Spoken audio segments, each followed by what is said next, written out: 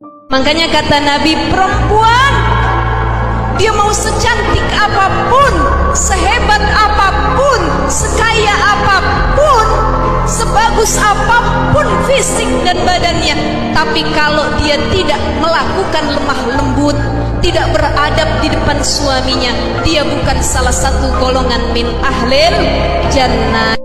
Jangan pernah jadikan suami sendiri kayak pengemis hanya untuk meminta hak yang sudah Allah halalkan untuk kalian.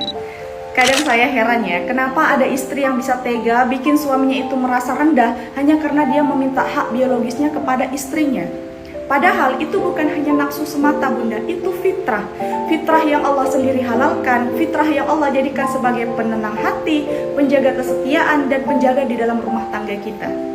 Tapi ada suami yang sampai harus menahan malu, minta pelan-pelan, takut dimarahin, takut ditolak sama istrinya sendiri, padahal itu adalah hak dia dalam mendapatkan hak biologis. Padahal istri yang menolak tanpa alasan syar'i, istri yang bikin suaminya itu merasa hina, itu bukan hanya menyakiti perasaan seorang suami, tapi juga ada dosa besar yang dilanggar.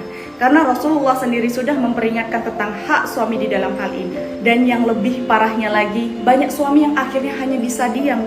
Bukan karena dianya itu nggak punya kebutuhan, tapi dianya udah terlalu sering ditolak sama istrinya sehingga dia hanya bisa memendam perasaannya sendiri. Terus istri akan merasa heran, kenapa suamiku sekarang jauh? Kenapa dia menjadi dingin? Kenapa dia jadi cuek?